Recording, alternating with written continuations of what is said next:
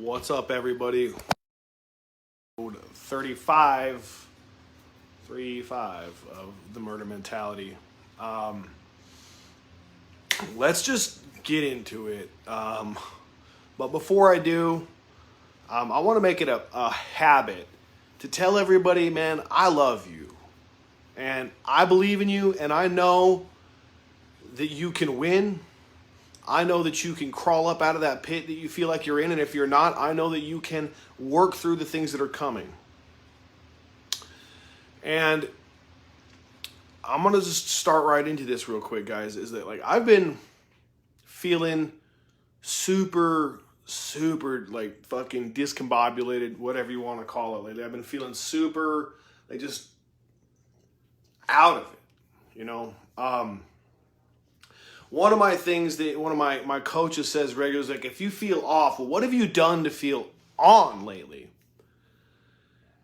And I've been just doing like everything I can think of just to stay like on and be focused and work through things. But man, I'm going to just put it out there. Like this is going to be probably one of the hardest fucking next months of my life, because of what happened to me last year and what happened to Cassie and everything else, man. And I've been like blown away because like my emotions are so fucking up and down. Like last night, I was just so irritated at the whole world. Like I was literally like this close to just being like, man, like I need to go find something to destroy because I'm so fucking frustrated. Everywhere I looked, everything I saw, it just made me angry as fuck. And just, man, like, I've been asking myself for like the past few fucking days, like, what is it that's bothering me so much? Like, there's all this responsibility. There's like a ton of responsibility that's come into my life in the last few months that's just been like all at once. And I'm happy for that. And like, it's weird because like, I'm realizing that it's not the responsibility that's fucking me up. It's the reminder that is giving me. It's the fact that the responsibilities and the things and the amount of stuff and weight that I carry in my life from a day-to-day basis right now is all directly resultant from Cassie passing on. And I don't say that like she was holding me back, but like things changed in my fucking life. And for whatever reason, I mean, all glory be to God, man. So much for the better, it's not even funny. And like, it's hard because really what it means is that it's like every time I turn around lately, it's like every fucking time I turn around, I have a little reminder. Like Facebook today was like, hey, do you remember when last year Cassie bought you this sweet ass new tattoo machine? I've got fucking 5 of those things now.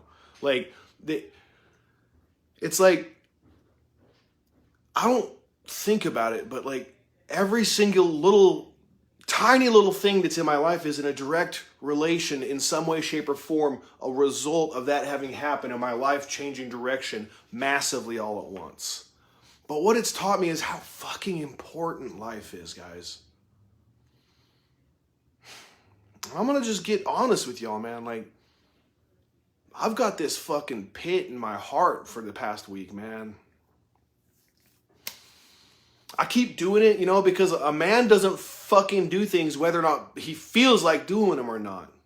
It's not about your fucking feelings. It's about commitment and operating from values and morals and some core beliefs that are unfucking shakeable. But damn, man. Fuck, my heart's heavy right now. Like, so much so that, like, it's weird. Like, I don't feel like sitting down here right now. And, like, it's not like I need to tell you all about it to feel better. But, like, I just feel like weeping right now. And it's like, I'm so overwhelmed with emotion of every variety. Sometimes it's confusing to a motherfucker to know what to even feel. I just know that people matter to me so much. I know that when I was getting ready to do this, I was just like searching, like, what do I want to talk about? What's inspiring me today? What can I be authentic about? And here's what I'm going to be authentic about, man. Sometimes you're going to be fucking confused. Grief has taught me that there is a fucking spectrum of emotions that are so combined and intertwined that you could never remove them from one another. How you can simultaneously miss somebody more than you could ever imagine, but also be so happy that your life is what it is. How you could simultaneously love somebody so thoroughly and want them back so much, but be so fucking mad at them at the same time.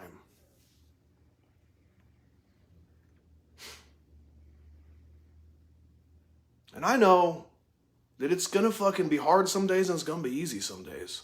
Some days I'm gonna think of it all day and some days I won't. And some days I won't even realize I'm thinking of it.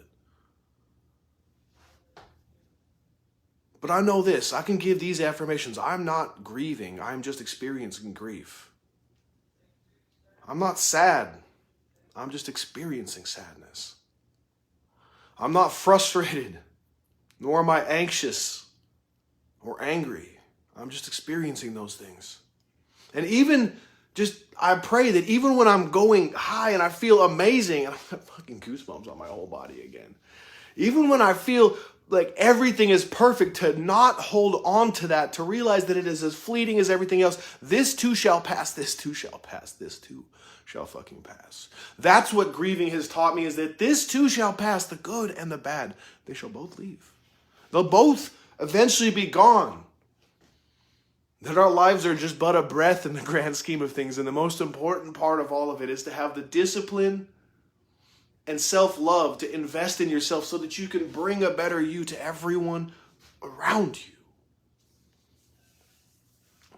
To have a warrior type mentality of life. I realized that throughout my whole fucking life, I've had this romance in my head with warrior cultures. And I think the whole fucking world does. But guess why?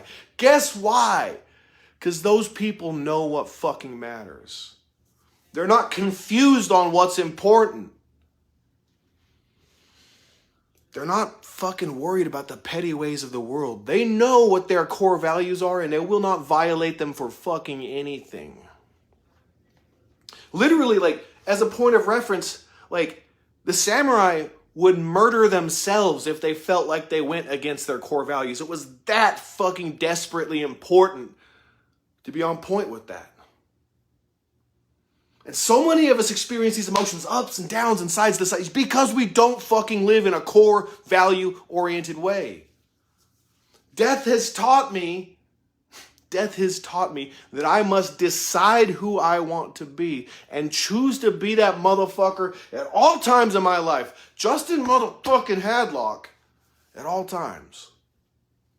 And I know that every one of you can do the same fucking thing. Can get through the hard times, can get through the grief, can look at all of it and take a bird's eye view and say, truly, none of those things are me.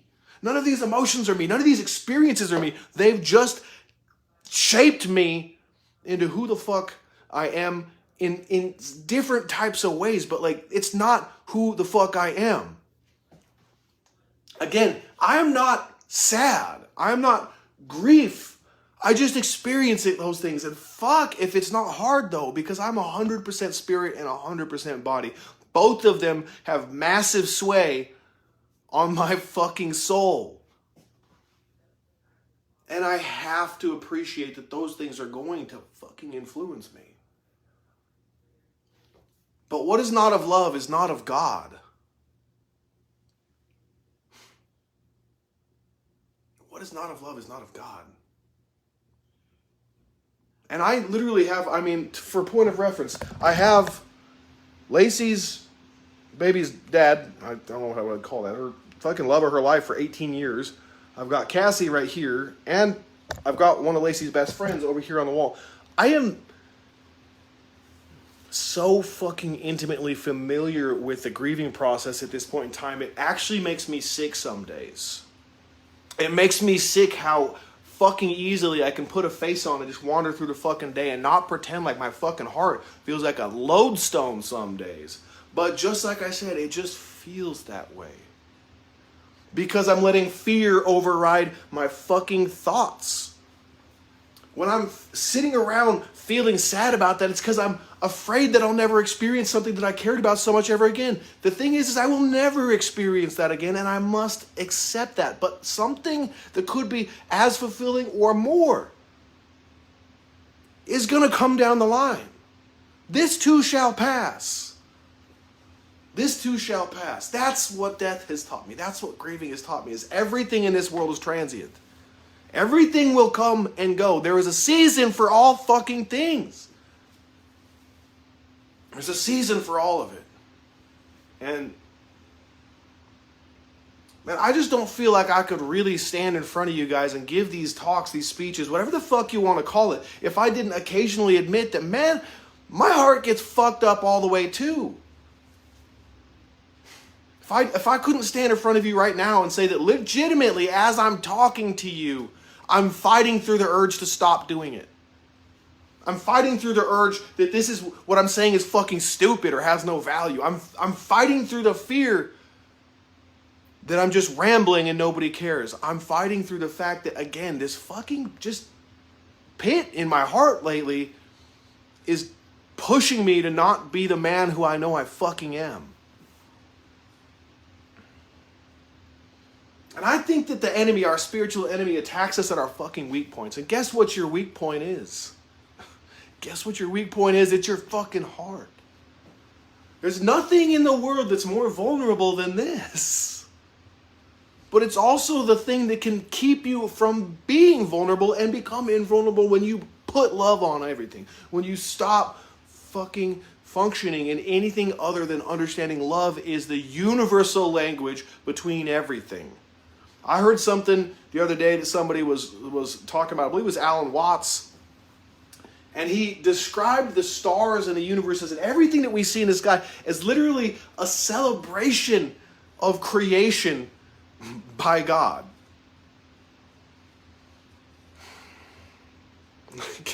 Let me think of it like that. Everything you see, the lights, it bouncing off of fucking surfaces and landing in your eyeballs so that you can comprehend fucking reality is all a celebration of creation.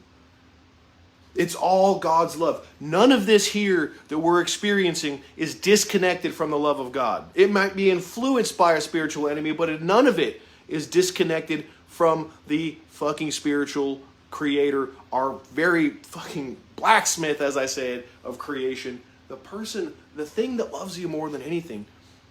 And here, the weirdest part about it, man, as I'm talking to you right now, as I'm admitting that I have this fucking lodestone, as I'm admitting that I'm struggling through this, I feel the weight leaving my heart because I'm telling you guys that as I do it, as I get through these situations, I'm able to focus more and more and more on God. And I can create nothing of value without God as its focus. When I did my affirmation video the other day, that just came out of my fucking mouth from it just dropped out. Like, I didn't think about nothing I was going to say. I just tried to channel it as much as possible. And that was one of the things I fucking said was just, I cannot create anything of value without God as its fucking focus. That means that if there's not love involved in whatever endeavor I'm about to do, if there's not love involved with me processing the emotions I have, if there's not love involved in every single action that I do, it is not of God, and therefore it is not blessed. Stop asking for God to bless what you're doing and do what the fuck God has already blessed. It's simple. Help people. You're going through some shit, find somebody else who's going through some shit and help that motherfucker. You're lonely, go find somebody who's lonely and keep them company. You're sad, go find somebody who could use cheering up and cheer them up and tell me it doesn't help. I started this video wanting to fucking headbutt the wall and burn something down and fucking crush things, just so full of anger and hatred, and now I find myself free because I'm trying to help somebody who's experiencing something similar. Because it matters to me to know that somebody out there might hear my words and say, fuck, I can relate to that. Fuck, I know that's important. Fuck, that's real.